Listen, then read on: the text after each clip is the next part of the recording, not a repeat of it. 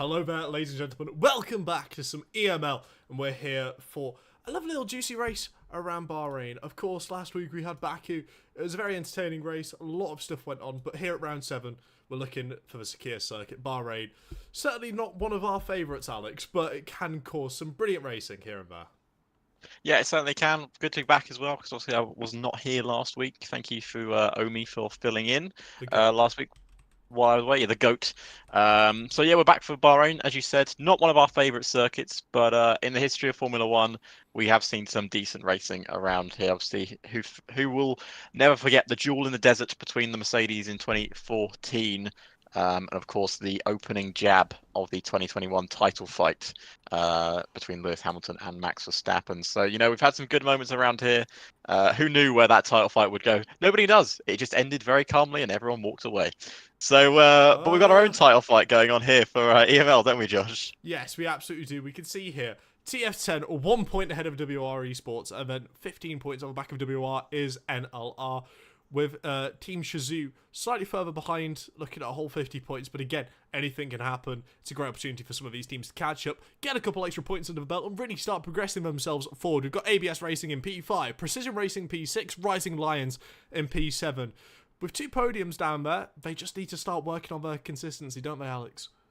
Yes, certainly, for sure they do. But yeah, 200, 201, and 185. To be honest with you, NLR aren't too far behind. 16 points is a very much an easy swing in a race when, of course, I believe both their drivers are racing today, if I'm not mistaken. I'm just having a look through the list. I can see one NLR driver. Is there only one? I think it's only one today. Yes, but we will have a look at the podium from last week, of course. Oh. We had Yerne winning the race with Zach Miles and Tyus Korsman holding on for P2 and P3 respectively. Very entertaining throughout the entire race. It started out a bit more like a chess match, and then all of a sudden everyone started pushing consistently throughout the entire race. It was fantastic to watch. It was all very close, all very tense up towards the final moments.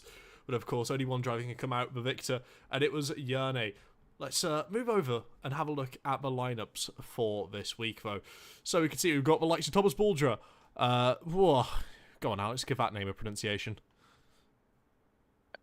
Yoma Tataja. That sounds absolutely perfect. Please let us know in chat if that one's okay. I'll see. Does it even start with a U? Umia Opatetaja. Right, let's stop being stupid and run through the rest of the names, because we don't only have that driver on the grid. Of course, we've got Tom Roberts, Jensen Randall. We got Daniel Gottschalk as well, representing TF10, looking absolutely stellar. Yerne Donsman, Jay McKenney, Paolo Alfonso, Alexi Caverso. Not Caverso, there's not an S in there, honestly. And then, of course, we've got a TTM lineup of Luke Mills and Mizzy. Now, Mizzy's one of those we're going to have to keep an eye on. They did make an absolutely brilliant graphic video for the enunciation of the lineup for this week. It was a very big fan over on their social page. Of course, follow Esports Masters League over on their social page too, so you can keep up to date with the latest news. And some of the latest news: ETA, Matteo Piccolo, Asols, Giovanni Lazzoni, Tellen Schmid, Zach Miles, of course, Gabriel Quinto, Danny Daniels, and then Zach the Mac as well. All of it looking very, very good. But of course, where it would be if we didn't have a couple of drivers already out on circuit doing a couple of laps. And we will be jumping on board here with Matteo. As soon as the game wants to register, it's been opened. There we go. Brilliant. Here we go. Not just a couple of drivers, Josh. Yeah, almost everyone. I believe Zach Miles is the only one who isn't out yet, and he's just coming out of the pits now. So he's gone a little bit of a different run plan here. He's gone for a slightly different opinion. But NLR, of course, have 2 drivers. I do apologise. They do have both their drivers in, Gabriel and Zach Miles, both in the lobby. 19 out of the 20 drivers this afternoon. And as you said, Mr. Piccolo is going to be finishing his lap time here. Or I say that, he's actually invalidated his lap time, and I'm not sure where he invalidated that. Was that final corner? Seems very strange to invalidate final corner. Yeah, I do believe it was turn 14, where on the inside he might have invalidated it on. But Jensen Randall getting himself across the line with the first lap time of the day, but it's easily picked by the TF10 driver. But we can see more drivers coming across the line. We've got Tellen Schmid and Thomas Baldrat put in representative lap times. You can see these lap times whittle away throughout the rest of his qualifying session. Of course, if you're new here, we do have short qualifying. It is only going to be the one qualifying session for these drivers, so they have the full range of soft compound tyres that they're able to use. You can expect each and every single one of them to chuck on a set of softs and absolutely go hell for leather. Hell for leather. Now, do we have a lobby restart after this? I can't remember, or do we just go straight into the race? What if we just go straight into the race? Just go So, straight into the race. don't do That's anything what we like to stupid. see. Don't sit behind other cars. Don't try and bump draft, right? It's not NASCAR, it's Formula 1. Open wheels, bump drafting is a big no-no, especially when you've got a massive front wing protruding into another car's gearbox. Again, it's one of those we're just going to have to keep an eye on, just to make sure it doesn't happen, and if it does happen, we can have a couple words, but we do have the PR driver of Alexi Velt hopping it up into P4. Brilliant stuff. Yep, good lap there from Alexi. Goes for the fastest. Only about 2/10 off Daniel Gottschalk. Is that how you say his name? Gottschalk. Yes, Daniel Gottschalk. Gottschalk in second place. But yeah, Tumas, I believe is how you say his name, is currently on provisional pole with a 1:27.7. Very competitive lap times here at Bahrain. And, you know, it's one of those circuits, Josh, obviously Bahrain's got a lot of different layouts, as Gabriel is actually going to finish his lap time here. The first NLR driver to set a lap time. 28.1 there from the Sauber driver. Doesn't go into the top 6 just yet. We're waiting on Zach Miles, who's just actually started his first flying lap. He's just going through the first sector now. Does a 28.4 in the first sector. Brilliant stuff. I'm having a little peep here at Tom Roberts. We know he's a very capable driver, and we know he can pull off some fantastic results in the Mercedes car. He tends to like a lot, and Shazov, fortunately, being able to get the Mercedes car. So hopefully we're going to be able to see him crack the whip a little bit and show what he's really made of here around the Sakir circuit. Of course, 15 corners. Debatable. A couple of them I wouldn't really call corners, but nevertheless, yes. These drivers, they do have to make 15 steering adjustments on the wheel at the minimum. That's assuming everything goes perfectly right for them. We do have Top Tier Motorsports in the chat saying, has anyone got a lack of force feedback? Both my drivers are saying they have force feedback issues. That'll be very interesting. We'll keep an eye on the TTM drivers, of course, running the Alpine with Mizzy and Luke Mills. Hopefully they're able to get that resolved and find out the issue for it. But Tom Roberts running it very, very wide there at turn 15. That's going to cost him a little bit of time. As he comes up towards the line, it doesn't even matter, does it? Just look at him. 27.7. Brilliant. And Zach Zach Miles into the pits. Does not finish his lap time there. So interesting enough, both drivers missing force feedback there. Very odd indeed. Is that one of those features I've heard so much about, Josh? It might be one of those features. But it might be a feature. You've got to say, as things stand, Luke Mills here, looking to get another lap time on the board. Hopefully he's got force feedback working again. I can see him shaking the wheel. I hope he's not shaking it out of anger. And hopefully that's a little bit of force feedback for him. As we're going to see him now approach up to turn 4. Again, it's another great overtaking opportunity, but in qualifying, it's also ever so crucial to be able to make sure you can get a solid entry and keep the car stable when you're starting to put down the power. Otherwise, you can miss out on 2, 3, 4 attempts from just a little slide there, running all the way through 5, 6, and 7 before the next breaking point of 8. Yeah, it's a very tricky set of corners. You know what? It's designed by Helmut Tilke, our buddy. We know him personally, our bestie. It's one of his better circuits he's designed. I don't know if he's designed it or he redesigned it. He's done quite a lot of stuff. But of course, also busy man. But also, you know, it's one of those circuits that has a lot of long straights, braking zones, no 90-degree right-handers, which is a very much a Helmut Tilke special. But it does have a... Hold on. Turn 14, 15, 90-degree right-hander. That's true. That is look at it on the track map. Look at this area. You tell me this isn't 90 degrees, Alex. It is 90 degrees, yeah, you are right. But I was more thinking, you know, Azerbaijan 90-degree corners. Oh, okay, I'll let you off. And Luke Mills only 10th fastest there, 2/10 improvement for the TTM driver.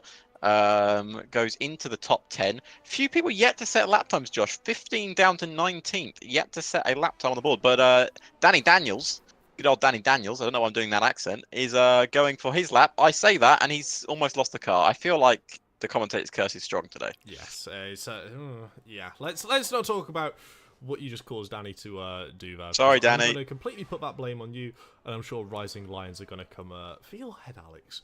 Despicable, honestly. Imagine cursing his drive so much. But he's still going to finish the lap, so fair play to him. He's going to come up towards the line, and at least he's got a lap time on the board. That's still better than both the ET8 drivers, Paolo and Zach Miles, at this moment in time. But we can expect that to change in a very short amount of time, as we've got more drivers starting their laps. The driver first up is going to be Schmid. ABS, AlphaTauri. They've got to get a result here. They certainly do. I'm just trying to look for him. There he is, Schmid, going for his first lap time. AlphaTauri, of course, will no longer be called AlphaTauri Oh, coming into shut up. It's the new AlphaTauri. game No, cycle. no. We'll Chat, be tell him calling off. it RB from next season onwards, or the Racing Bulls, however you want to call it. Josh might be calling it Minardi, depending on how he feels at the time. But 28.5, that's apparently a purple Sector 1. Is that a feature, or is that his purple Sector 1? I do believe that is an actual purple sector.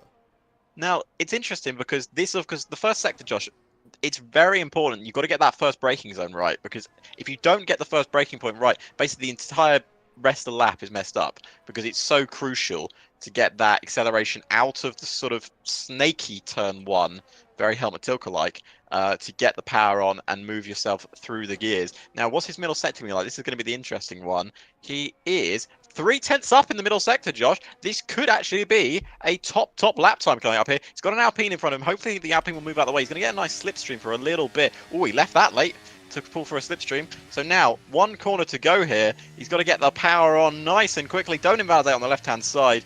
And now run up to the line. DRS wide open. Is it going to be provisional pole? Oh, it's fourth fastest, splitting the TF10 drivers with a 27.957. It's not far off at all, but we do have Thomas Baldra here, who looks like he's abandoned his lap. He's 7 tenths down after that second sector, so maybe a bit of mistake, maybe a bit of traffic as well, not causing him to get the best possible run. But we still have a couple more drivers. The likes of Daniel Gottschalk here, approaching up towards the end of a lap. Daniel is going to be one to watch. We know he's a very, very quick driver, and we know what he's capable of. So, to be quite honest with you, I'd say anything less than a top 4 is going to be a slight disappointment in TF10's eyes here. Yep, and I think Daniel found a purple middle sector, so let's see what he can do for TF10. He goes on to provisional pole there, 27.6, just ahead of Tom Roberts, the Shazoo driver. And Tom Roberts now on his outlap, looking for another lap to try and take back that provisional pole, Josh. Yeah, he's certainly going to be looking for it. You can see he's running a little bit later, which of course some drivers prefer, some drivers don't prefer. It all very much depends on what the drivers are a fan of. But Zach Miles, just doing Zach Miles things really, isn't he? He just does what he wants, doesn't he? He goes to the beat of his own drum, and he's certainly beated it all the way up into P1. Brilliant stuff there from Zach. Great lap, 27.5. Probably, well, obviously I was going to say lap of the day, but I suppose it is, isn't it? Because it's up top. Well, honestly, mate, I'm so glad you're here. I wouldn't be sure if it was purple or not if you weren't. I'm glad. You're glad I'm back, mate. You're glad I'm back. I am. We do have a couple of messages in chat saying spectate Zach, please. No, I will not spectate Zach. Just no, because we don't. Yeah, we don't actually listen to demands from chat. We don't succumb to peer pressure. No. But Mizzy, putting it provisional pole, Josh. So far. We've still got time, and we know track evolution around this circuit can be an absolute joke. There's sand, there's dust, the track isn't always used. We can see these lap times crumble away in the last 4 minutes of this session. Every single time it's going to keep getting better and better, as Tony corrects himself from saying mid-times after seeing that lap time. Tony, I'd love to come see you. Do a race with these guys and see how you would be able to hold it, because these guys, they've got so much talent, and hopefully maybe one day you'll be able to come compete against them and see what it really takes to become one of these top drivers. I'd like to drive against these guys, Josh. I know you would, but you would finish 20th, the exact same as me, apart from I would end up in a wall and you would end up in someone's side pod. It's just a bit of aggression, mate. That's all it is. Okay. Well, Tom comes up towards I the reckon line. I could finish 10th. What, out of 10 cars, maybe? No, out of a 20 grid. No.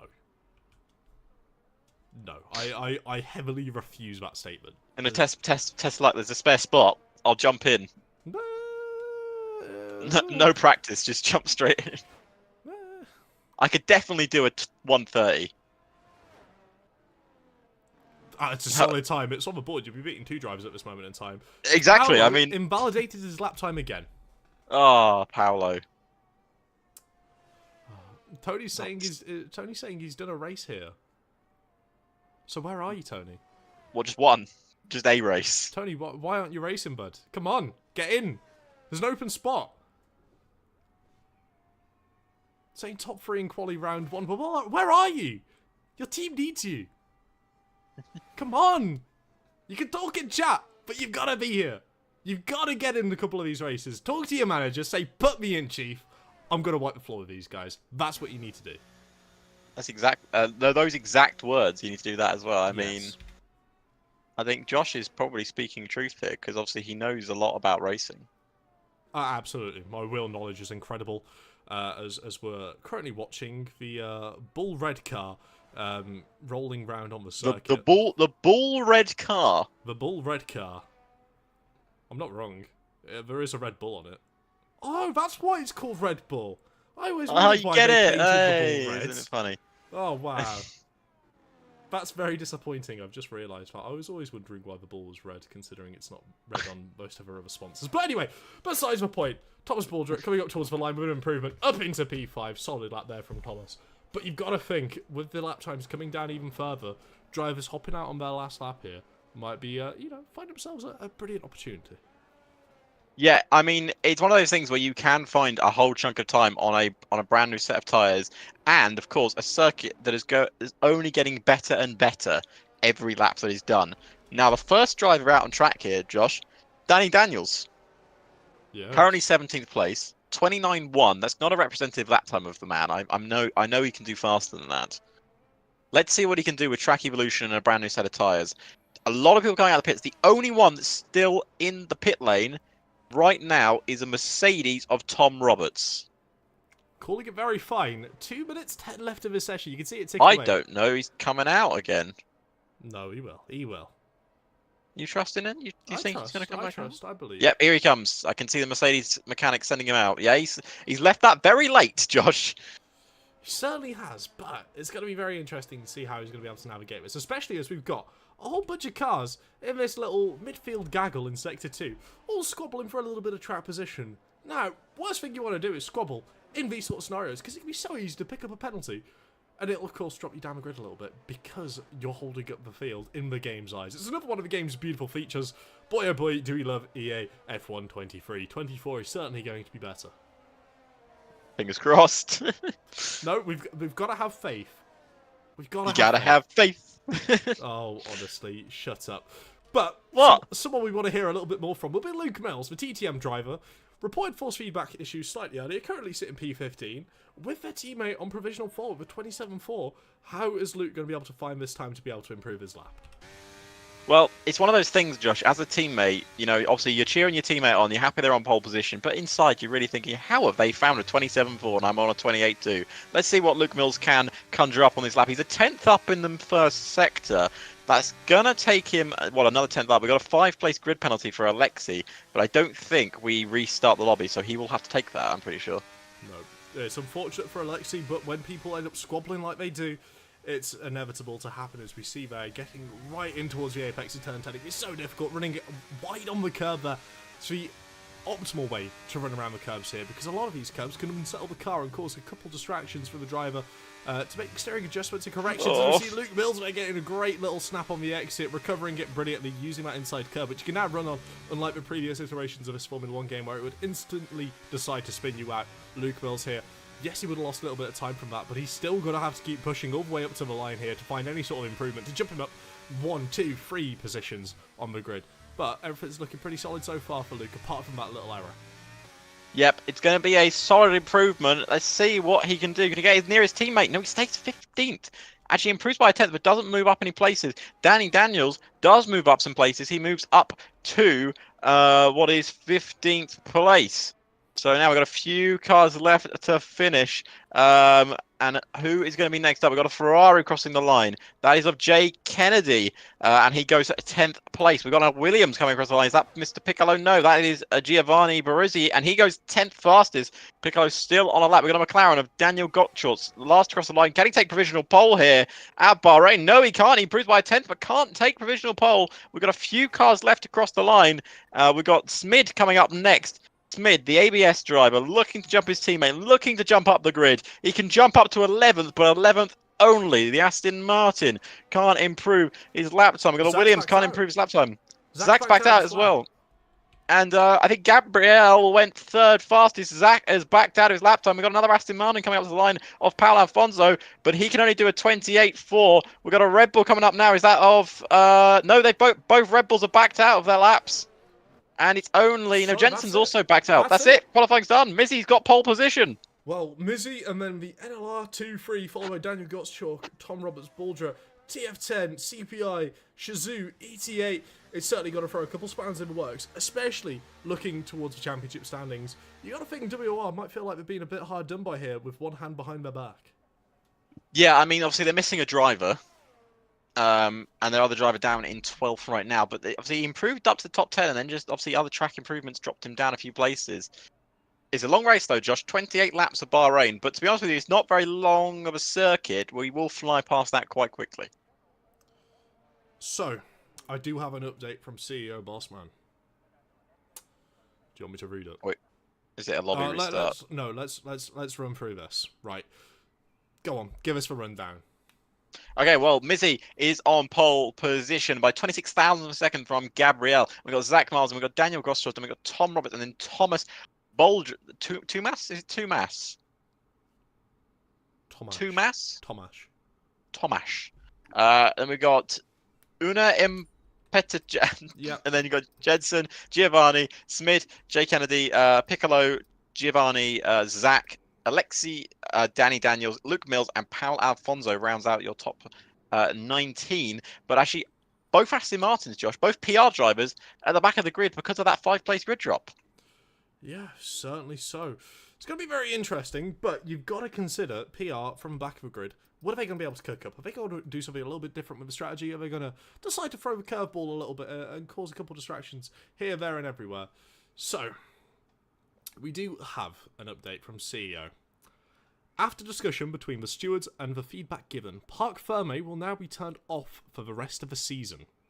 If a restart is requested by a team or driver because of a grid penalty, footage will need to be submitted in the report incident section by the report deadline after the race. Failure to do so will result in a qualifying ban for the driver for the next round.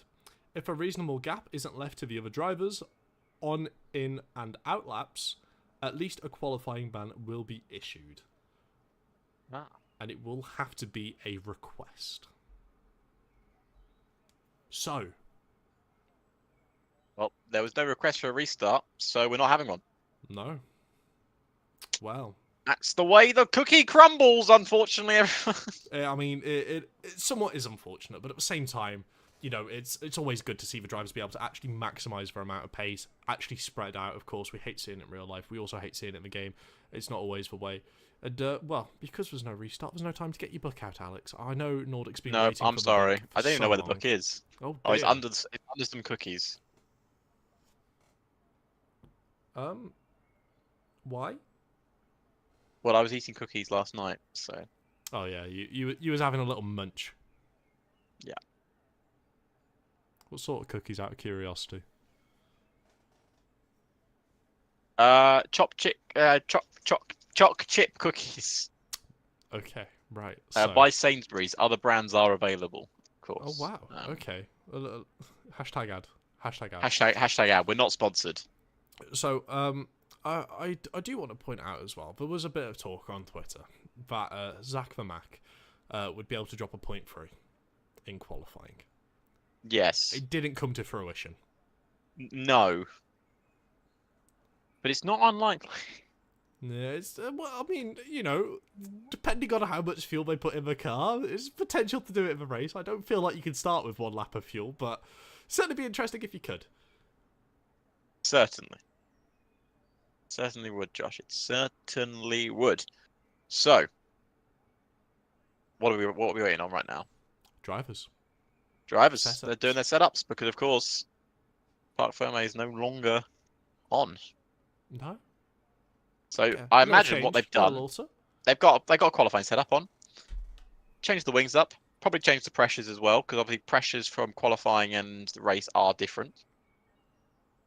So, is there a formation lap? No.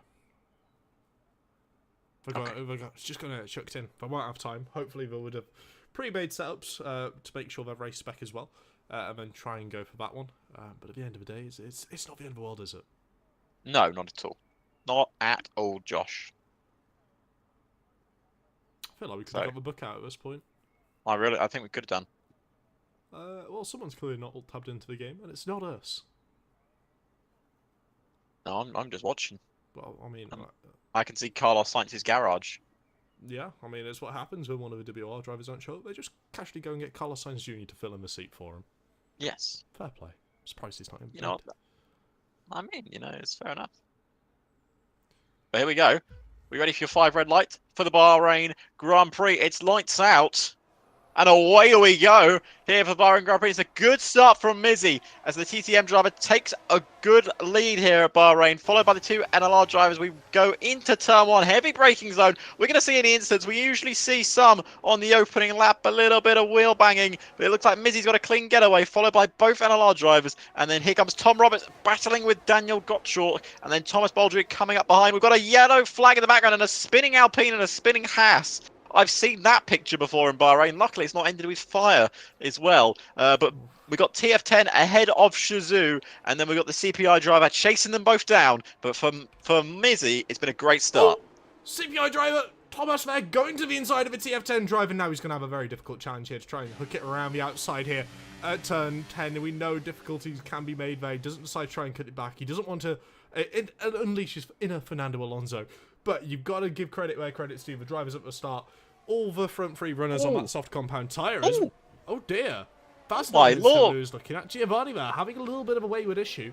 Maybe not getting the car dialed in exactly as he wants. Ends up running straight into the wall, and he's DNF'd. Out on lap 1. No safety car, though. No safety car come out, though, on lap 1. Now, for Mizzy, Josh, of course, he's leading the race. That's great. That's great news. But the bad news is he's got 2 NLR drivers right behind him. Yeah, and they're not any NLR drivers. They're Gabriel Quinto and Zach Miles. 2 of probably the quickest drivers on this grid that he will have to worry about.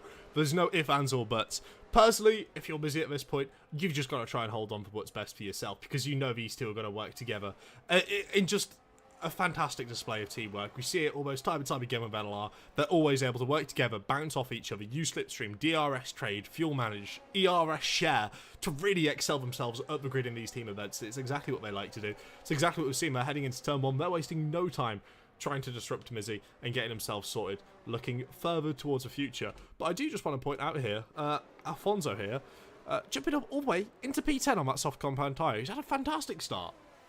Yeah, of course, the front 3 on softs and Alfonso. The rest of them are on hard tyres, which is very interesting indeed. Now, Mizzy here, obviously, we've got already a time penalty for Danny Daniels there. Early 3-second time penalty for the RLS driver down in 14th place. Someone I must say who's not had a good start is Jay Kennedy for WR, already in 16th. Dropped position to the start.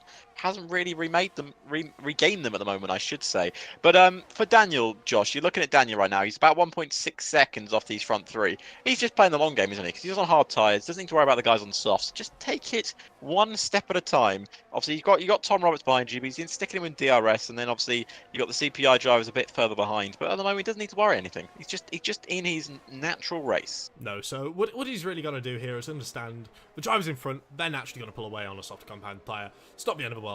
He's tried to hang with them for a little bit of DRS, but he doesn't overexert himself. He's got to understand the position he's in now, work with Tom Roberts, his teammate, and also Thomas Baldrick to make sure all of them can move effectively up and lose as little time as possible. This is the reason why Tom Roberts is just going to be holding himself behind the rear of Daniel Gottschalk, because we do see Thomas there trying to make a cheeky overtake on the TF10 driver, but it's just not working out there, heading down into turn 1. But again, there's a lot of time that these lot can all somewhat shimmy around, all stuck within a DRS train. They've just got to manage their pace, make sure they're putting in clean laps, not disrupting each other too much. So once the pit stop window opens, they can really try and bite back on a fresher set of tyres towards the end of a race and catch up to the likes of Gabriel, Zach and Mizzy. For sure. And Josh, after Mr. Afonso's brilliant start, he's had to pit for wing damage. Put on a new front wing, and he's now down in 18th place, 16 seconds off the car in front. I guess he's just got to run his own race now, but of course we know how powerful following is in this year's game, and that's going to really struggle for the rest of the Grand Prix. We've got Zach. I think Zach Vermack has just spun there, battling with Luke Mills, who's also not had a good start, spinning at the start of the race. Is now on a recovery drive for the rest of it, as Danny Daniels losing a place there to Alexi, as Jay Kennedy also trying to move himself back up the grid for WR. They will need to try and at least score some points this afternoon, some higher points than 15th at the moment. Yeah, absolutely. They need it for the championship. They've got themselves in contention now. And with such little rounds remaining in the calendar, you've really got to think that, they're going to have to get a shimmy on. They're going to have to shake a leg to really try and get some moves cracking sooner rather than later. But of course, it is, as we mentioned before, with only the one driver, they are partially racing with one hand tied behind the back, as we do see a swap there for P4 between Tom Roberts and Daniel Gottschalk. Daniel not choosing to defend, willing to let Tom go. And of course, these two are just going to be bouncing between each other for the remainder of this first stint, you can expect. Yeah, and it makes sense, to be honest with you, Josh. They don't need to spend time wheel-to-wheel battling around every corner. Of course, we'd love to see it. We love to see wheel-to-wheel battling. It's great to commentate on, but logically for these esports drivers and these professional drivers, obviously they know better than we do, they need to preserve these tyres, work together a little bit to catch up to the front three, just to keep within a little bit of pace as well. They may not be teammates, but in this scenario, they're kind of semi-teammates, let's say. Yes, absolutely. They're track mates, let's say. Track mates, that's a good word. There we go. I think we should stick with track mates from now on. Yeah, certainly so. And you've got to consider as well, Mizzy as well, being the third wheel, so to say, out of the NLR team at this moment in time. Of course, they're going to be lucky to work together effectively, use each other, use the DRS, use the slipstream, use battery sharingly between the two of them. Meanwhile, Mizzy just tags on. He doesn't have to do anything. He can cruise around in P3 all he likes. More than happy, saving up his battery, saving up his DRS. He has no obligation to be trackmates with the NLR drivers. He's more than happy just sitting in P3 at this moment in time. He's not losing a lot of time. He's saving his battery. He's saving a bit more tyres. It's working out very well for Mizzy. Yeah, this is probably what Mizzy wanted in the first place. He knew in his heart and heart that NLR are going to try and take the lead of this Grand Prix because they want to control the pace, don't they, Josh? That's what they want to do at this moment. And for TTM, if they can come away with, a third place finish, that'd be a great result for them, wouldn't it? Absolute brilliant result. Yeah, that'd be absolutely brilliant. Matteo and Schmid there having a little bit of a scrap. A little bit of a bump in wheels heading through turn 2. Schmid having to take to the escape road on the far right-hand side there to make sure he's able to rejoin the track. That's what it's there for. It is there for a reason, but of course, I'm sure Schmid is going to have some choice words to say about that overtake done by Matteo. But Matteo is really looking to try and get a move on. He needs to catch back up to that DRS range, doesn't he? Yeah, you've got to get in that DRS train, and unfortunately, in this modern era of Formula One, this is what we have to deal with, ladies and gentlemen. This is the DRS trains, and especially, you see this a lot more in esports, Josh. If we were, say, in maybe a lower league, teams that aren't as professional as these guys, we might see overtakes every sort of lap, blasting past with ERS usage. But all of these guys will not be using their ERS. They are saving and waiting for the right moment to go. Of course, hard tyres compared to soft tyres, very different compounds we are going on. I'm very curious why the top three all decided to go for soft tyres. I guess they all wanted that launch off the line. But I'm surprised we didn't see a few others. Obviously, we saw Alfonso go for it, and it did work for him. Of course, he got that wing damage, but that's obviously, not as not important, because without it, it wouldn't have happened. He would have still had a good start. But it's very interesting we didn't see anyone else split their strategies. No medium tyre runners either. No, clearly choosing that, maybe going a little bit longer in most races is going to be the way to go. And trying to cause an undercut could be the preferential strategy for a lot of these teams. If we do have any engineers in chat which don't mind sharing their run plan or what their idea is, please feel free to. Of course, we can do a little trade. You give us a little bit of data, we can give you a little bit of data with a couple battery percentages. If you get what I mean. Nudge, nudge, nudge. Come on. Nudge, nudge, wink, wink, say no more. You know what you're on about.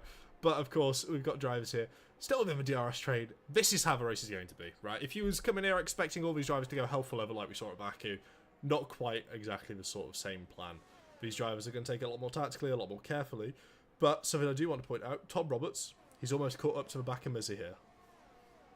Yeah, catching up and almost closing into DRS. Now, we are going to hit the graining phase at some point for these soft tyres.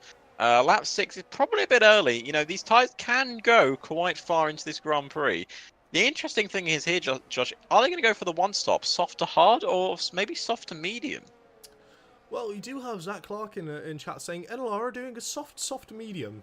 Trust. Going for a two-stop? I don't think that's true. I think he's lying to us. I think that might be a little bit of a white lie there from Zach. But maybe split the strategies. It could happen, I suppose. I don't know who's going to volunteer to do the two-stop strategy in a race like this, but I'm just surprised they're not choosing to use the intermediate tyres, to be honest with you. I feel like they would be absolutely cracking around this circuit. They would be. And look who's caught up to the train. Oh dear, Tom Roberts, he's come here to spoil the party for the soft tyre runners, hasn't he?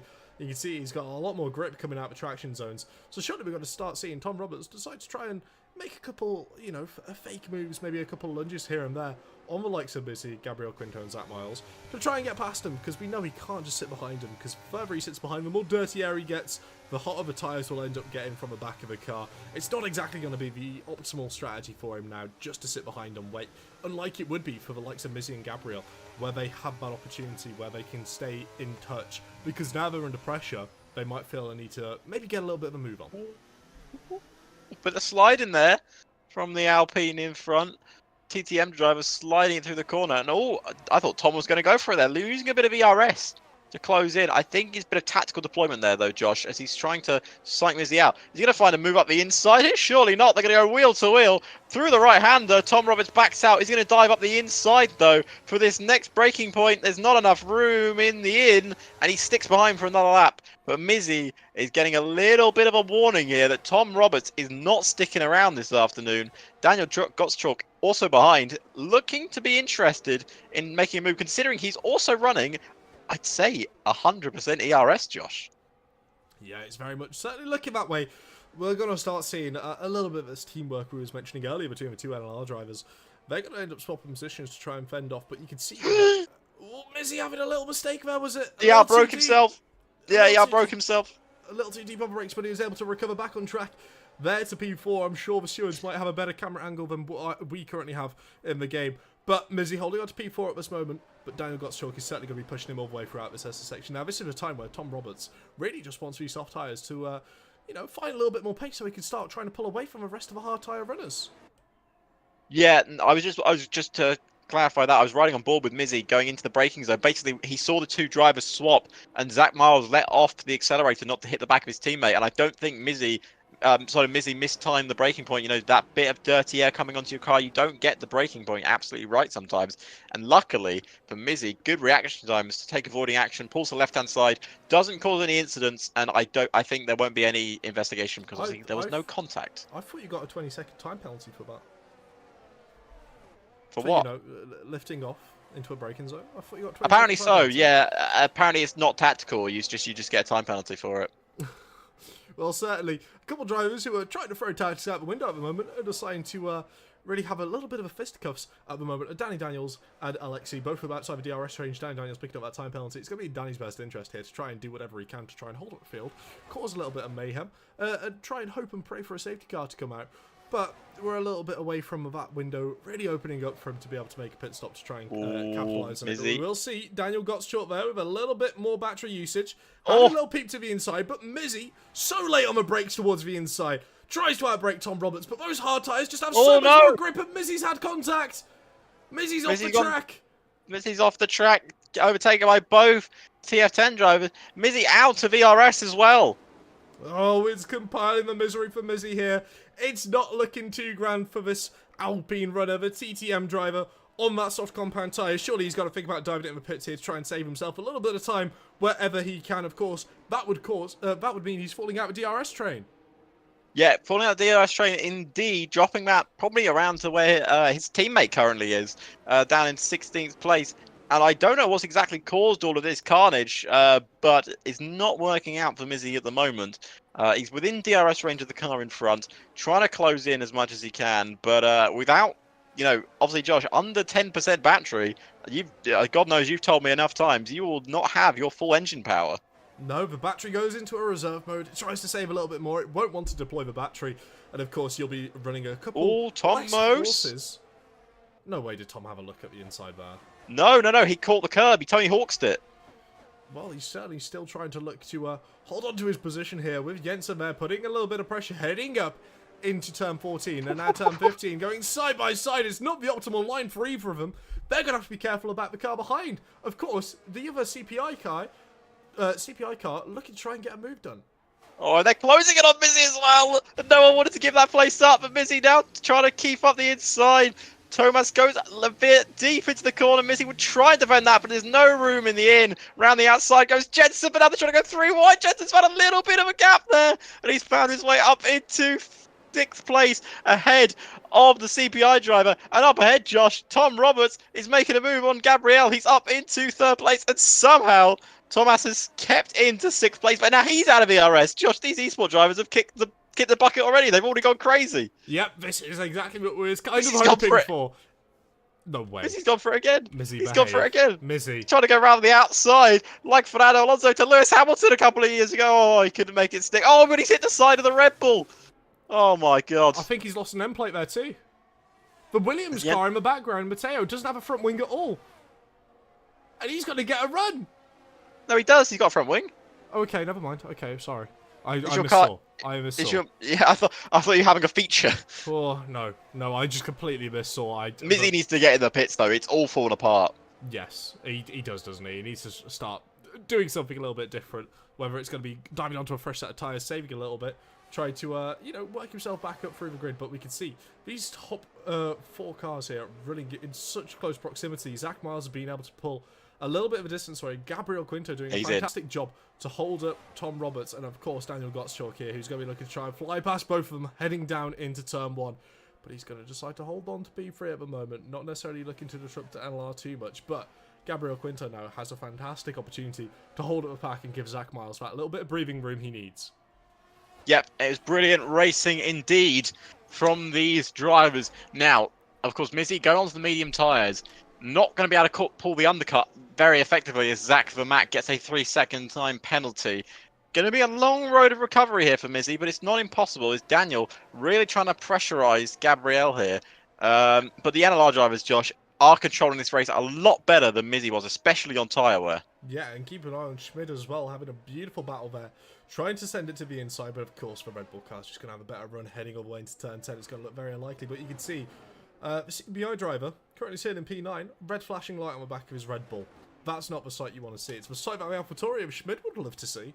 But of course, CPI, they're just looking to hold on into this trade at this moment, aren't they? Yeah, certainly. Just keep them within the trend. Keep them within the DRS. Nothing to worry about just yet, but these soft tyres will need to be taken off very shortly. They are going to be starting to struggle within the next lap or so. 10 laps on these tyres. Which NLR driver is going to pit first, though, because they can't double stack this close together? Surely, Zach. Surely. No one yet. No one yet. They're going another lap. I think this is a risk, Josh. Well, but I'm not an engineer. Certainly could be, but at the end of the day, we'll have to wait and see as we're going to swap here once again, sharing the DRS, sharing the battery, pulling themselves along beautifully. As we see Jensen making, tried to make a move on Thomas there, but it just wasn't able to work out. Falling back into P6, he's going to have to sit over his teammate, but he does give an opportunity for Shazoo to work together, similar to what TF10 and LR are doing at this moment in time. But they do have Tomas in between the 3 running teams, which can certainly throw a spanner in the works for a couple of these teams, considering he's not even in the DRS range of a TF10 car anymore. Very much so, very much so. Yeah, they are working together. LR versus TF10 is going to be very interesting indeed. Shazoo just a bit further back. Now, is there a chance Mizzy can, put an undercut on here? I think he's too far back to put an undercut off, isn't he? I think it very much depends on how NLR want to approach this, because, if I was NLR, I'd be asking for one of the cars to kind of sit back, hold him up here in this final little bit here of Sector 2 heading into Sector 3.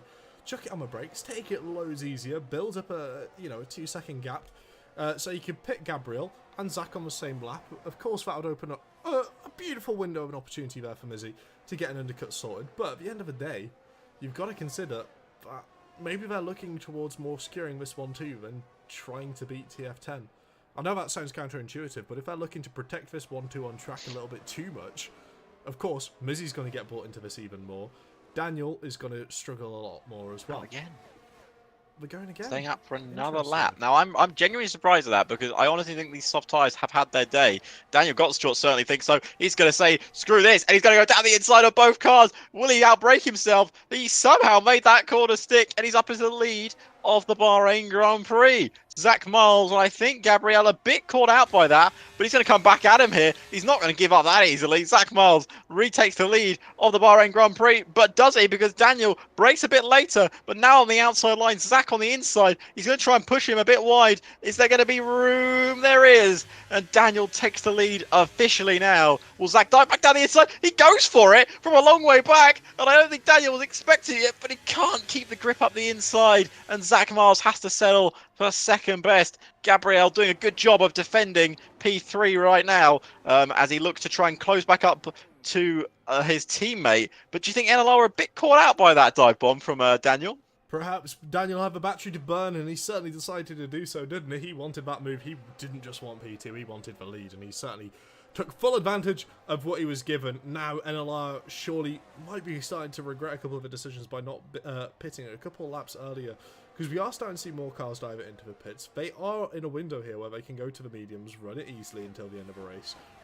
But at the same time, they're causing a little bit of chaos up here. If they're looking to really try and stretch this out a little bit longer and try and force a couple of these hard compound runners to get a little bit more wear on their tires, it could certainly be interesting. But it is Zach in the pits, and Gabriel's being forced here to defend from a TF10 driver who's going to use his DRS, going to use for slipstream, maybe a little bit of battery to try and get this move done, and even very late to pull to the inside, trying to make sure there's no sort of way to fight back there.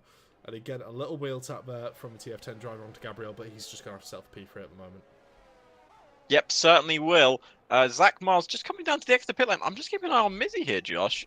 There's a chance that I think Mizzy has pulled out in front of Zach Miles, and he has. And now, well, we want to talk about games between teammates. Luke Mills has an opportunity here, Alex. On 13-lap-old hard tyres, though, Josh. I mean, there's opportunities, and then there's holding back. But I think that's what he's going to do. Sector 2, you could see he's physically slowing down there, Josh. We're going to be in for something here. Zach Miles versus Luke Mills. I think Mizzy might have pulled a bit of a blinder with his undercut. Obviously, he lost a lot of pace on those soft tyres, but we know how powerful the undercut is, Josh. We say it every week. We're on any broadcast playing this game, watching this game. We know how powerful the undercut is.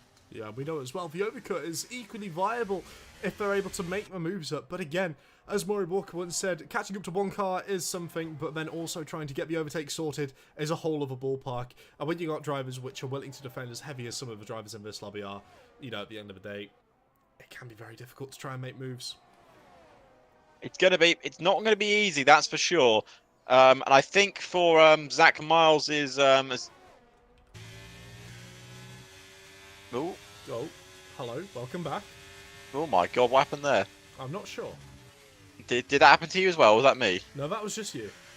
Okay, well the game went a bit confuddledly for a second.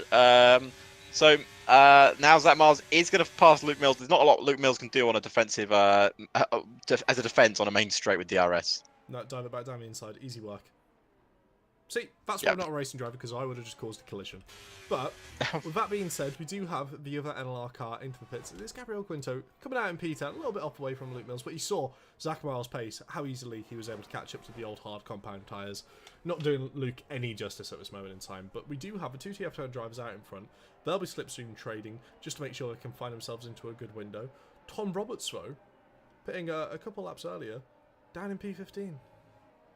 Yeah, I'm surprised at that. He's now held up behind one of the Williams cars. And this is going to be very interesting now. Who has made the right strategy decision here? I'm very curious to find out in the next few laps. These hard tyres, how long do you reckon they've got on them? Maybe another couple of laps?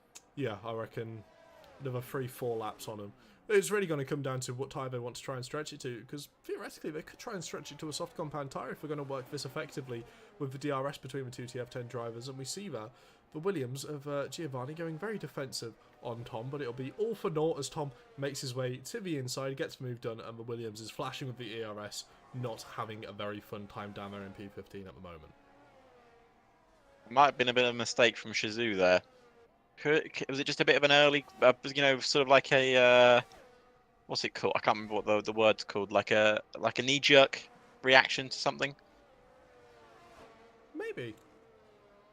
Maybe Mizzy's undercut surprised a lot of people. Potentially. But end of the day, we're going to have more drivers coming in the pits, and well, you can see though, Jensen Randall's pit box instead of his car. He's coming out ahead P11. of Tom Roberts. So did Tom have a mistake, or did he need a front wing change? I wonder if Tom had to. We saw him have a little tap. I wonder if he had to have a front wing change. As we see, actually go wheel to wheel here. One of the Red Bulls and one of the one of the Saubers. Gabriel just ahead of Tumas there in P9. So LLR versus CPI. Zach Miles is slowly closing up to Mizzy. I don't think Mizzy's going to fight this one too hard, Josh. No, you can't really expect it, can you? Especially with the DRS going down into turn 1. That'll be where Zach's going to be looking to make the move, lose as least time as possible. But at the end of the day, it's going to be one of those things where the drivers are just going to have to be very cautious, very tedious about where they want to make the overtakes, because of course the last thing they're going to want to do is have an unnecessary battle heading through, you know, the likes of turn 13, the likes of turn 14, and losing out a little bit of time here and there, when they necessarily could try and make the move maybe a couple corners later, save the tyres a little bit, and use a little bit of that ERS and a little bit of the slipstream to try and get the move sorted. Yeah, certainly so. And now Daniel is in the pits, Josh. Daniel is in the pits, along with Piccolo and Smid. They're all in the pits now. Zach Miles is going to overtake Mizzy down the back straight. There's no if, buts, or coconuts about that fact. And he moves himself up into into third place, sorry, which is essentially net race lead. Now, interesting thing here, Josh. Where is Daniel coming out? Behind is he behind the Mercedes? No, they're wheel to wheel with Jensen, and Jensen ahead of him, ahead of Daniel, and Alexei also looking to get in front of Daniel as well. This could be a big blow to this Grand Prix, and he couldn't find a way back past down that main straight. And Daniel now stuck up behind one of the Shazoo drivers. No, both drivers were not having DRS, of course, because Daniel was ahead of the other TF10 car. Perhaps maybe a slight error from TF10 there, because I'm sure with a bit of DRS, Daniel would have been able to fly past Jensen, but he's going to have to take the second sector here. Just watch it a little bit cautiously here. Not try and risk anything, not go for any bold, crazy moves out of nowhere. Because at the end of the day, it could make or break his race how efficiently he's able to get through and try and catch back up to the likes of Gabriel, Thomas and Mizzy. Yeah, and for Mizzy, what's the plan here? You're on 6 lap old mediums. They can technically get to the end, but they're going to be shot by the end of the Grand Prix. Just go for it, rock it, do everything you can to try and save the tyres. End of the day, you've not been given the best strategy here. That's apparent. He's not going to be on the best tyres till the end of the race. You might as well just try and stick in. He's got DRS though. That's the important thing. He's still got DRS of Zach Miles, so he can basically use Zach as basically like a pulley. He's pulling him along. Yes. Now, for the TF10 driver and the CPI drivers in the pits now, where are they coming out? Surely behind that gaggle of cars. Yeah, absolutely. You're looking at probably Alexei getting a jump on all of them. If not, even maybe Luke Mills, who's still out on that hard compound tyre. 17 lap olds now. Fair play. Is he going softs? Must be going softs. But, yeah, no, there we go. So they've come out. The TF10 driver come out in P8. And for the CPI driver, comes out in P13 alongside Smid, only just ahead of the lad. But yeah, this has been a very fascinating Grand Prix so far, Josh. We're on lap 18 of 29. 10 laps to go when Zach Miles crosses the line. And right now, the top 3 is what the top 3 was basically a few laps ago, with Zach Miles leading, Mizzy in second, and then Gabriel in third. Right now for Mizzy, he's in a very interesting position because technically he is in second place. He does not have to make another stop. He can go to the end of the Grand Prix. But the cars behind him are on 3 lap old medium tyres. He's on 7 lap old. It's now a race. Who can catch Mizzy? Exactly, and you've got to think Mizzy is going to be trying to give it his absolute all. You can see that red light flashing because he needs to stay within the DRS of Zach Miles. But that's going to be exactly what NLR are trying to avoid. They want Mizzy to drop out his DRS, really start struggling down the straights, as well as losing time in the corners to, of course, Gabriel Quinto, the other half of the NLR team. He's just catching at a rate and not some at the moment for all the corners. It's only the straights that Mizzy's able to pull a little bit of extra time, and that's purely down to the DRS that he's been able to pick up from Zach Miles. Zach, I don't want to say it, but I do agree with chat. He does look almost untouchable in the lead of this race at the moment in time. But then again, we've said things like that before here, and it's all gone completely sideways and changed the game. So all gone pear-shaped, well, as they say. I'd say more than pear-shaped. As Thomas Fair gets a move sorted on Gabriel. Gabriel not choosing to fight it. Probably the best decision. Of course, both of them need to work together to try and catch back up to Mizzy. Because at the end of the day, Mizzy doesn't look like he's losing touch of that DRS anytime soon. I say that, let's keep an eye out for Sector 2 at this moment. Yeah, Sector 2 is where he's losing a lot of time, Josh. It seems to be just in the breaking points where he's not gaining the time on Zach Miles. I don't know if Zach is on purposely keeping Mizzy in his DRS range, but I don't see the benefit of that on the situation, especially Mizzy's flashing light. And there we go, dropped under the second now, and that's the DRS detection zone. So that is probably Mizzy's race run at this point, because he's not going to have DRS. He doesn't have ERS, and he's got no tyres left. With 10 laps to go, defense on 10 laps like that is going to be so tricky. Not impossible, but very difficult.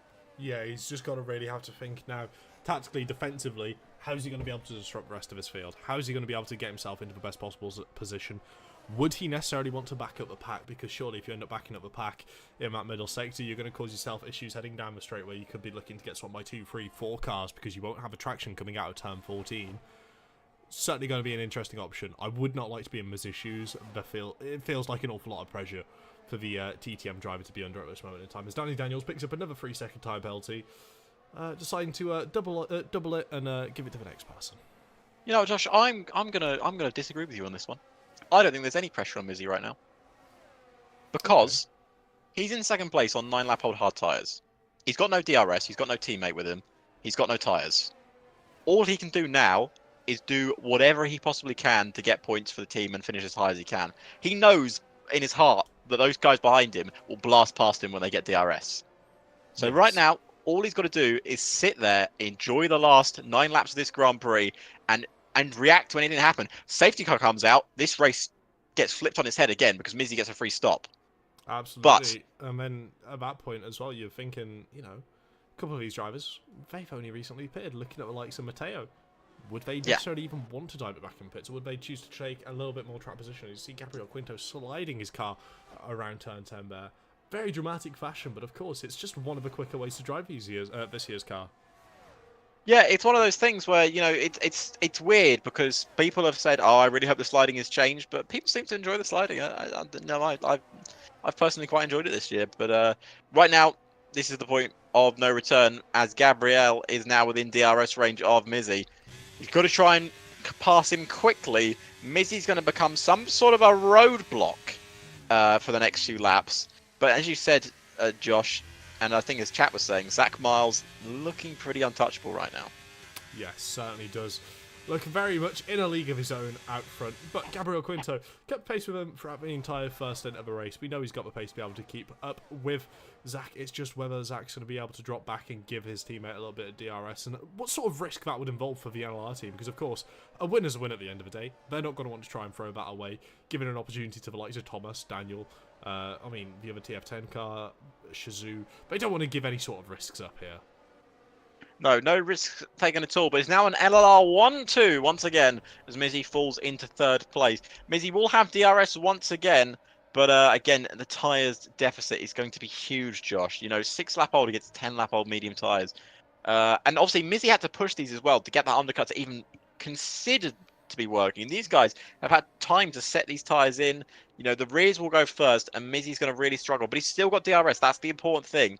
I think if I'm Mizzy right now, letting Gabriel is probably the best thing you can do. Letting Gabriel pass is the best thing you can do because you can save your battery up, sit in that DRS of the car in front, and just relax for a little bit.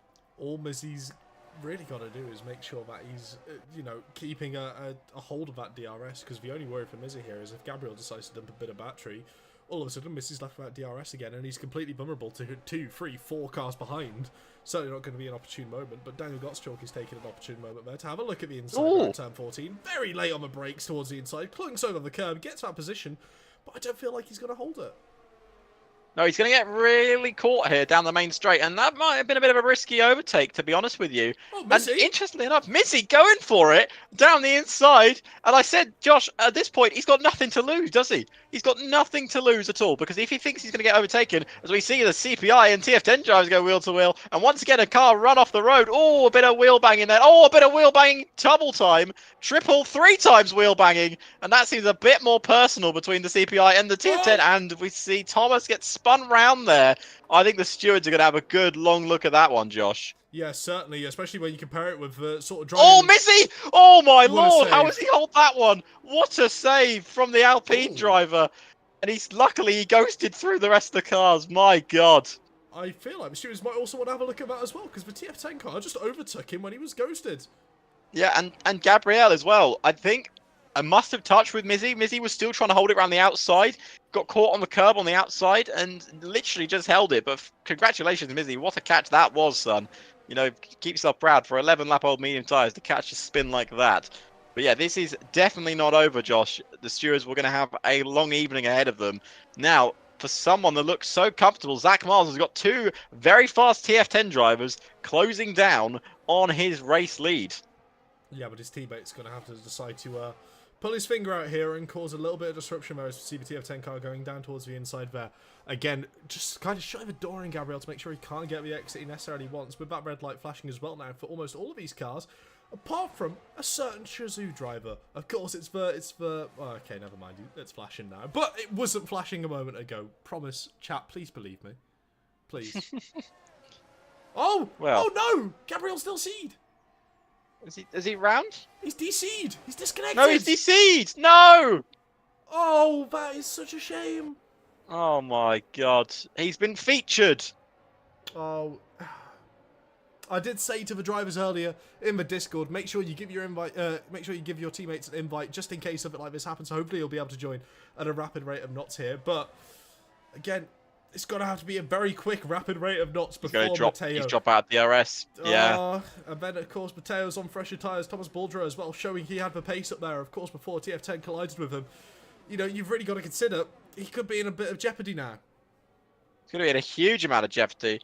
Jeopardy? Who's Jeopardy? Nobody knows. Yeah, for TF10, they got to close down an LLR, and LLR now will know Zach Miles is their only hope of picking up the win here this afternoon, and picking up a double podium is off the cards at the moment, unless Gabriel can get himself back in and find himself a lot of pace, because Mateo Piccolo is in DRS range and closing rapidly, Josh. He's going to drop out of the top 10 here. No. Oh, no. Such a shame. Oh, that's so unfortunate. Yeah. I mean, well, there we go. Gabriel down to P7. There's nothing you can do. His AI's pitting him! Oh, it's got bad to worse. Moment of silence for the NLR look there. Oh, it's completely run out, hasn't it? His AI pits him for softs because the game doesn't think that he can go to the end. Oh, it's unfortunate. It really, really is. At least he can go for fastest lap when he comes back in. Something I do want to point out as well. The two TF10 cars catching Zach Miles. He's on 4-lap older medium tyres. We could very much be seeing a battle for the lead towards the end of this race. And it could potentially result in a TF10 1-2 if Zach's not careful. We know what he's capable of. We know he's a solid driver. We know he's great at defence. We know he knows how to race at the very top calibre of league racing. But is he going to be able to do it on a cold, almost raining night on a Saturday in EOR? Yeah, man. Not in Bahrain. No, not in Bahrain. I mean, it's we can pretend it's almost raining. Yeah. Just rain starts coming down. That'd be quite the twist to the tail. I'll tell you chef it up. Chat, get water bottles down there. Yeah, quickly, just start throwing water on track. Yeah, so for Zach Miles, this is it's going to be tricky the last few laps. Obviously, we're going on to lap 25 now. Only a few laps to go when he crosses the line, but without any teammates to back him up, without any tyres to back him up, really. But something I will mention, Josh, very quickly. TF10 have no ERS left. Do I dare go on board with Zach to see how much he's got? Zach, I can tell you, has got about 30% left. Okay. So he's going to be looking to try and pull away in the straights wherever possible. As we see Mizzy there, even after accumulating a time penalty, still showing he's in the running here. Hopping back up into P4, getting past Jensen. But of course, a little bit of DRS and slipstream helps where we can expect Jensen to bite back almost immediately, heading down into turn 14. Decides to sit back. It's probably not the best course of action because now he's going to be stuck behind the Alpine with 14-lap-old medium tyres as Gabby rejoins the session. And sorry, he's Gabby. be absolutely distraught. Yeah, it's not going to be good, Gabby. We'll blame Alex yeah, for curse in that one as well. That's not my fault. Well, this is going to be very interesting. So, let's see what TF10 can do here. Let's see what NLR can do. I'm very excited to see the final few laps of this race. Certainly so. We've still got a fantastic battle here in the mid-pack here, all the way from, realistically, Mateo down to Tom Roberts, with maybe Schmid being able to tag on to the end of that, but of course Schmid does have that time penalty as well. So we are seeing battles start to break out. We are seeing drivers start to push it a little bit more coming towards the end of this race. We'll have to keep an eye on the two CPI drivers, see how well they're able to work together, as Jensen here is going to be looking for a move down into turn 1. But I don't suppose he's going to be the only one, because the TF10 car is looking to get a line up here. A little bit of slipstream, a little bit of DRS. They're looking to pull themselves even closer to the back of Zach Miles before really trying to go for that move, as we're seeing them... What? No, we're not. Okay, not yet. Interesting. And they're waiting till the last lap to pounce. It's brave, but if Zach Miles is able to pull off a wonder of defence, it could be something completely extraordinary. Yeah, we're on lap 26 of 29. 7, 8, 9. 3 laps to go when they cross the line. Anyone's race out of the top 3. And of course, if these 3 collide, it's anyone's race behind. Absolutely. Mizzy could still be on for a podium if any sort of contact happens between the top 3. But hopefully, fingers crossed, for their sakes and the viewers' sake, that we're not going to get robbed of this fantastic finale around this race. Because at the moment, it's all looking Millhouse for TF10, isn't it? Yeah, I mean, they are arguably in the best position. I would say they I don't think it's even arguably. Yeah, they are in the best position. I mean, yeah, they should win this. Yeah, they should. It's going to take something absolutely heroic from Zach Miles to be able to put up a defence here. But at the end of the day, it's not the first time we would have seen something heroic from Zach Miles. We know what he's capable of. We know he's a magician in that car. I'm just very much looking forward to see what sort of spells he's looking to cast, because at the moment it's looking like it doesn't matter what he's going to be able to cast in that car. He's not going to Hogwarts either way. No, no one's going to Hogwarts. Would you go to Hogwarts? No. No. No. I'm not a wizard. I'm not a wizard, Harry. I'm not a wizard. You're a wizard, Harry. Well, Daniel Gottschalk, once again closing up to the back of the TF10 car in front of him, decided to sit behind, holding position. Now, yes, the TF10 car in P2's got a lap fresher tyres, but holding on until that very last lap to try and get this overtake might be causing Daniel to miss out on a P2 here. That's all I'm going to put out there. It might not be optimal. I don't think it's optimal, but I think one of those things is, would they rather secure the win or the 1-2? That's stupid, the 1-2. Well, then you get a win and a P2, mate. Come on. They better get a move on. Well, we certainly should. At least try and kick it up into the next gear, because at the moment they're looking pretty safe from the cars behind. Jensen 2.6 back, Mizzy still on his heels there within the DRS, and we're going to see Zach there doing everything he can to try and get a little bit of a better exit, but of course, doesn't really matter how much more you do, because that slipstream and DRS is always going to remain a factor for the cars in P2 and P3, being able to close right back up heading into turn 11. It's not looking like it's going to be Zach Miles' night here, but then again, everything can all go pear-shaped. Everything can go sideways if the drivers aren't careful. Should he let him past? So he gets DRS on the last lap. Yes. Bit of DRS chicken for you, Josh? Are you a fan of DRS chicken? You know, I prefer DRS duck, but I suppose we could take a chicken today.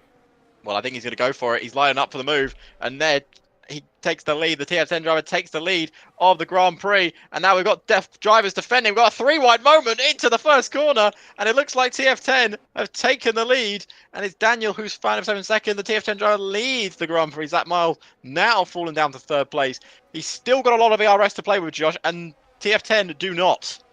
Yep, certainly. Daniel there looking to try and get the move sorted on his teammate. He has a red flashing light. He's lower on battery than the lead car. It would be ideal to swap him just to make sure the driver in P2 can properly defend from Zach, who's got that extra battery stored up to try and make moves. But at the end of the day, it's not going to play out that way, because Zach is all over the back of Daniel's car, isn't he? Yeah, he certainly is. Just closing in. I do question why they've left Daniel in second place, but we've got a TF10 driver go wide in front. The leader got a little wide there. Daniel's teammate. It's not ideal at all. We're going to see Zach Miles there tucking up once again behind the TF10 car, and you can start seeing that gap opening between P2 and P1. TF10 might be sacrificing a 1-2 here to ensure they can get a race win. That's certainly a strategy that they could involve if they're not feeling confident that Daniel's going to be able to hold on to the back of Zach Miles. Well, this is going to be now or never for both Zach Miles and for TF10. And Zach Miles has gone for it. He's gone for it early because he knows he can't waste time behind Daniel. He's got to go for the slipstream. In fact, then Daniel ran off wide there by Zach Miles. But I think Daniel's teammate might get away with this victory because Daniel and Zach have come to blows here. And now Daniel's gone for it. And I think Zach wisely let him pass so the stewards wouldn't get involved. Yep, certainly so. Mizzy and Jensen also continuing their little scuffle. Of course, Mizzy has that time penalty, but I'm Oh, very brave from Mizzy there to try that. But again, just having to sit back. Of course, penalties can get removed from stewards. We do have to keep that in mind, so could potentially still be on for a P5 here. But with that penalty applied, be falling back to probably about a P9 by the end of this race, because we've still got so many drivers battling in that midfield, all of them hungry, all of them looking to try and make up time wherever they can. I'm sure we're going to see some very last-minute moves from a lot of these cars. yep. I don't know if we're going to see a last-minute move for Zach Miles, though. I think his race might be run here, Josh. Third might be the best he can do. Yeah, absolutely. We do have confirmation there from Top Tier Motorsport, of course. The team Mizzy's driving for saying the penalty should be removed, so Mizzy looking hopeful. It's certainly looking strong there, holding on to P5, considering the strategy he's on at the minute. Hasn't been the best compared to the cars around him, but he's certainly made it work, and it just goes to show. Sometimes it's not all about the car, it's not all about the strategy. Sometimes the driver can really make a difference. That's exactly what Mizzy's done here today. It certainly has, and the team that's made the difference today is TF10. And by the looks of it, unless something changes in this final few corners, TF10 will pick up a 1-2 here at the Bahrain Grand Prix. They come around the final corner now, and TF10 will cross the line with a 1-2 in Bahrain. Zach Miles comes home in third place for NLR, and then we got Jensen, Mizzy with that time penalty, but if it's removed, they will stay in P5. And we got Piccolo, I'm not going to pronounce that name. The two CBI drivers, Tom Roberts and Alexi, rounds out your top 10. Then we got Smid, Danny Daniels, Jay Kennedy, Giovanni finishes in 14th place, and then we've got Gabrielle in 15th for NLR. That is going to be heartbreaking for NLR. And then we've got Zach the Mac, Paul Alfonso, and Luke Mills to round out your top 18, Josh. Yep, certainly going to be interesting to look at the stewards' reports after that race, because almost everything happened, didn't it? But you've got to think, what could have been for NLR? Well, I mean, what it should have been. You know, it's a shame. It's a real shame. Yeah, especially considering it, you know, it wasn't even necessarily their fault. It was just one of the features the game tends to have. But end of the day, sometimes it's the way the chocolate chip cookie on Alex's desk crumbles. Unfortunately, this time, it's not in your mouth. It's into the mouth of TF10, because they'll be eating good tonight with that 1-2. Brilliant result from both drivers. Keeping it fair, keeping it clean, understanding exactly what they need to do. But of course, there was that little bit of a scuffle heading down into Turn 4, which I'm sure the stewards are going to have a look at, but I don't expect too much to be done there for it. Well, we will find out. Of course, the stewards are the stewards. That's what they decide. But TF10 will be very happy with that result. A 1-2 here at Bahrain. I'm very intrigued to find out and what we do in the next few rounds, Josh. Of course, we'll have a look at the next few rounds in a minute, but we'll go through your running order. So TF10, 1-2 here. And Zach Miles for NLR will finish in third, followed by Jensen, Piccolo, the two CPI drivers, Mizzy, Tom Roberts, Alexi, Smid, Kennedy, Giovanni, Danny Daniels, Gabrielle, Zach Vermack, Paul Alfonso, Luke Mills is your final finisher, and Giovanni did not finish the race for ABS. Crashed out on lap 1. Let's have a look. Let's jump over to the standings so we can kind of envision how it's all going to play out. WOR, it's a tough one to swallow, isn't it? One car finishing P12. It's not going to be where they want to be, but TF10 picking up the maximum amount of points they could necessarily hope for. Of course, only the fastest lap didn't go to them. But again, it's not the end of the world. They've still got a good helping of points there, pulling away from the likes of WR, NLR, Team Shizou as well, with Jensen in P4, looking very promising. ABS, of course, not getting the result they wanted, finishing P11 in a DNF. That's certainly going to cause a little bit of disruption in that mid-pack there as well. But I feel like we should probably give a special mention, CPI, getting both drivers to finish into the points, exactly where they need to do, to try and jump up the standings a little bit more. Overall, Alex, I would say that was a pretty good race. I enjoyed that. Yes, it was probably one of the better Bahrain Grand Prix I've commentated on.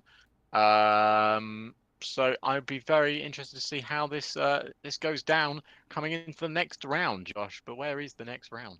Oh, mate, I'm not sure I want to tell you. Well, I'm not even here, so... Yeah, well, of course, you're not here. We're going to have to look for a replacement for you. Slacking off. I don't know if very well. I'm slacking off. It's my birthday. I get the day off. Yap. But of course, everyone, please wish Alex a happy birthday for next week, as he won't be here. But we will be going around Jeddah. Oh, I like that circuit as well. I know you do. That's a shame. I like commentating that circuit. Certainly going to be a Well, very interesting there's race. always next year. Next birthday. Exactly. Next birthday. Celebrate the next birthday. Join us here again next week, 7 p.m. here at EML for round 8, which will be taking place around Jeddah. It's going to be in a very interesting race. Certainly going to see some more bold driving from a lot of these drivers, trying to really maximise their abilities on the street circuit. But best of luck with your maths exam as well, Norton and Indra. I'll see you in chat. Hopefully you prepare properly. And again, thank you everyone for tuning in and watching. It's been an absolute pleasure. And we'll catch you this time next week. Good night for now.